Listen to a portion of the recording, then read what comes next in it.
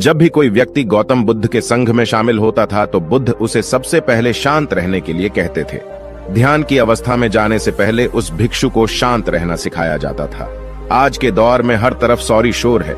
इसकी वजह से दिमाग में तनाव पैदा होना लाजमी है। ऐसे में अगर आप हर रोज कुछ देर मौन रहने का अभ्यास करते हैं तो इससे आपके तनाव पैदा होने वाले हार्मोन के लेवल में कमी आती है। इससे आपका दिमाग शांत होता है, गुस्सा नियंत्रित रहता है और तनाव बढ़ाने वाले हार्मोन्स का लेवल घटता है। आज के इस वीडियो में हम जानेंगे कि किन मौकों पर हमें शांत रहना है और किन मौकों पर हमें बोलना है और शांत रहने से हमारे अंदर क्या बदलाव आ सकता है। दोस्तों, संध्या काल का समय था। गुरु अपने सभी शिष्यों को बुलाते हैं और कहते हैं, कल सुबह सब लोग नदी में स्नान करने के बाद तुरंत हमारी कुटिया के सामने उपस्थित हो जाना। सभी इसी से हैरान रह जाते हैं कि हम लोगों ने कुछ गलती की है क्या, लेकिन गुस्से से यह कहते हैं कि हो सकता है कि गुरुजी कल सुबह कुछ अच्छी बात बताने वाले हैं। सब लोग रात को सही समय पर सो जाते हैं और सुबह उठकर सभी लोग नदी में स्नान करने के बाद वापस गुरुजी के सामने उपस्थित हो जाते हैं। गुरु कहते हैं, आज हम तुम सबको चुप रहने के फायदे के बारे में बताऊंगा। गुरु कहते हैं, 10 मौके जहां पर चुप रहने से होता है लाभ और बोलने से नुकसान। गुरु कहते हैं, अगर आप इन 10 मौकों पर शांत हो गए यानी मौन हो गए तो आप जो चाहेंगे वही मिल जाएगा। आपकी जिंदगी में चमत्कारिक बदलाव शुरू हो जाएंगे। जरूरत से ज्यादा बोलना या चुप रहना दोनों ही अच्छी बात नहीं है। जैसे जरूरत से ज्यादा बारिश हो जाना या फिर धूप दोनों ही दिक्कत देती है, उसी तरह अनावश्यक बोलने से भी काफी नुकसान होता है। गुरु कहते हैं कि पहला ऐसा मौका जहां पर व्यक्ति को चुप रहना चाहिए, बिना तथ्य के ना बोले। गुरु ने कहा, अगर आपके पास कोई तथ्य नहीं है तो वहां चुप रहने में ही भलाई है। चुप बैठने से दिमाग में नई कोशिकाओं का निर्माण होता है और इससे ज्ञान की वृद्धि होती है। बोलने में भलाई वही है जहां आपको किसी चीज के बारे में पूरा ज्ञान हो। अगर आप बिना तथ्य के कहीं बोलते हैं या फिर बेवजह बोलते हैं तो आपका वहां मजाक भी बन सकता है। अगर आपके पास पर्याप्त जानकारी नहीं है, ऐसी जगह पर बोलने से आपका मजाक तो बनी रहेगी, साथ ही साथ लोगों का भरोसा भी आपसे उठने लगेगा। इसलिए ऐसी जगह पर शांत रहो जहां तुम्हें पता ना हो कि क्या बोलना है क्या नहीं। कई बार कुछ लोग ऐसे होते हैं जो हर जगह अपनी उपस्थिति बताने लगते हैं। उन्हें पता नहीं होता है कि हमें क्या बोलना है, लेकिन फिर भी बोलते जाते हैं और फिर बाद में दूसरे लोग उनके जाने के बाद उनका मजाक उड़ाते हैं। जब तक आपको उस तथ्य के बारे में अच्छा ज्ञान नहीं है, उसके बारे में पता नहीं है, तो वहां चुप रहना ही ज्यादा समझदारी है। गुरु ने कहा, दूसरा ऐसा मौका जहां पर व्यक्ति को चुप रहना चाहिए। शब्दों से न पहुंचे ठेस, अगर आपके शब्द किसी को मानसिक ठेस पहुंचा रहे हैं तो वहां चुप हो जाना चाहिए। कमजोर व्यक्ति के बारे में कुछ भी बोलकर आप महान नहीं बन सकते हैं। महान आप किसी कमजोर का साथ देने में बनेंगे। कई बार होता है कुछ लोग अपने से छोटे व्यक्ति को भला बुरा कहते रहते हैं। सामने वाला इंसान तो कद से आपसे छोटा है, वह आपको कुछ नहीं बोलेगा, लेकिन आप उसकी नजरों में गिरते चले जाएंगे। हो सकता है कि कल वह भी आपसे पद में बड़ा हो जाए। पद में आपसे जब वह बड़ा हो जाएगा तो आज जो रवैया आपका उसके साथ है, आने वाले समय में वह भी आपके साथ वही करेगा। आप किसी को नीचा दिखाकर बड़ा नहीं बन सकते हैं। बड़ा बनना है तो अपने से छोटे लोगों का इज्जत भी करना सीखें और साथ ही साथ बड़े लोगों का भी सम्मान करना चाहिए। लोगों को लगता है कि अगर वह अकड़कर बोलेंगे और सामने वाले को नीचा गिराने की कोशिश करेंगे तो वह बड़े बन जाएंगे, तो यह उन सब की भूल है। बड़े होने की बजाय आप उनकी नजरों में गिरते चले जाएंगे। गुरु ने आगे कहा, इसलिए शिष्यों, तुम सब जब भी बोलना आदर भाव से बोलना ताकि तुम्हारी बात लोगों को अच्छी लगे। बोलने में भाई बहन, माता पिता, मित्र इत्यादि संबोधन शब्दों का इस्तेमाल जरूर करना। इससे तुम्हारी मान प्रतिष्ठा तो बढ़ेगी ही, साथ ही साथ लोगों की नजरों में तुम समझदार व्यक्ति बनते जाओगे। गुरु ने आगे कहा, तीसरा मौका जहां पर व्यक्ति को चुप रहने में ही भलाई है। क्रोध या घृणा करने वाले लोग, जब कोई अपना या सगा संबंधी आप पर क्रोध कर रहा हो, आपका अपमान कर रहा हो, तो आपको उस वक्त चुप रहना चाहिए ताकि सामने वाले का गुब्बारा पूरी तरह से फट जाए। आप यदि सही हैं तो उसे कतई माफीनामा गए और चुप रहकर ही सही समय का इंतजार करें। वह खुद आपसे माफी मांग लेगा जब उसे अपनी गलती का एहसास हो जाएगा। गुरु आगे कहते हैं कि अगर आपका कोई सगा संबंधी आप पर क्रोध कर रहा हो और आप उस समय शांत हैं, तो यह आदर सम्मान देने की निशानी होती है। इससे न कोई छोटा होता है और न ही बड़ा।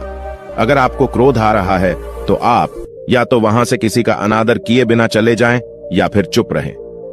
क्रोध करने से आपके रिश्ते, खराब होंगे।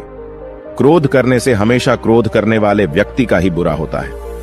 गुरु आगे कहते हैं कि एक बार की बात है, एक सांप जंगल से भागते हुए किसी राजा के घर में पहुंच गया। लोगों ने छेड़खानी की तो वह बहुत ही गुस्सा हो गया, जिससे घर में जो तलवार पड़ी हुई थी उसी को लपेटकर कसने लगा और धीरे धीरे उसका पूरा शरीर कट गया। ठीक उसी प्रकार हमारा गुस्सा भी हमारे शरीर को तलवार की भांति काटता रहता है। गुस्सा ध्यान से खत्म होता है प्रतिदिन।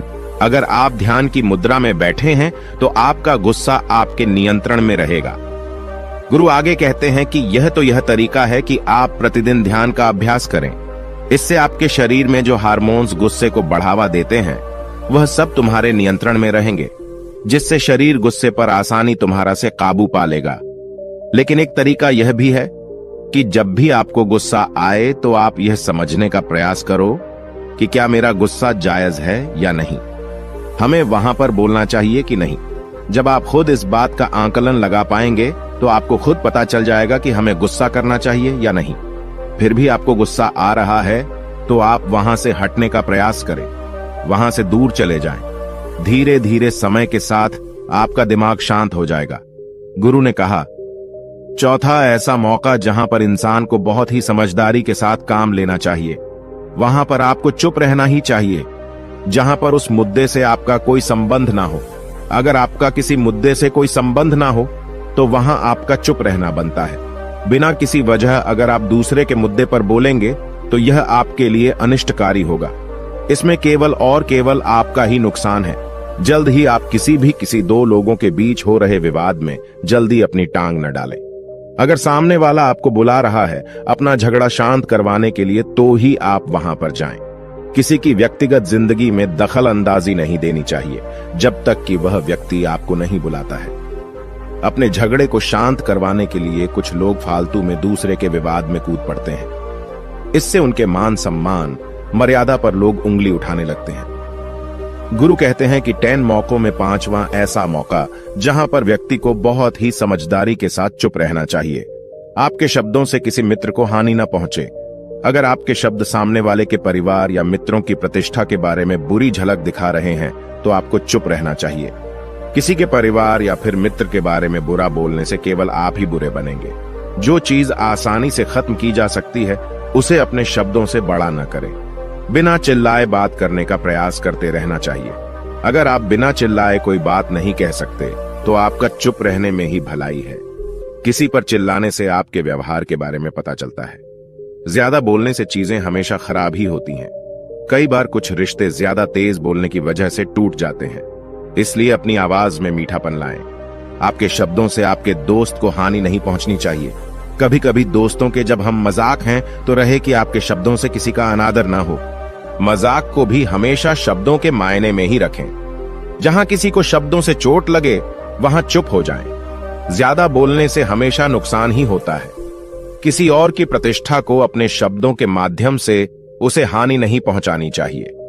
यदि आपके शब्दों से किसी और की प्रतिष्ठा को ठेस पहुंच रही है तो वहां आपको चुप हो जाना चाहिए।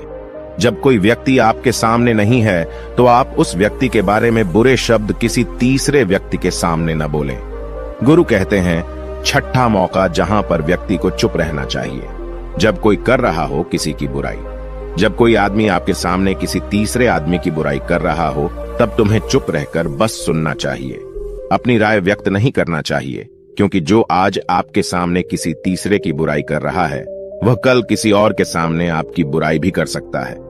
यदि आपने कुछ कहा है तो नीति शास्त्र के अनुसार जो अपने मुंह को बंद रखता है और बुद्धि से काम करता है वही इंसान समझदार होता है। बिना जरूरत के बोलना, किसी के बारे में किसी के बीच में बोलना यह गलत बात है।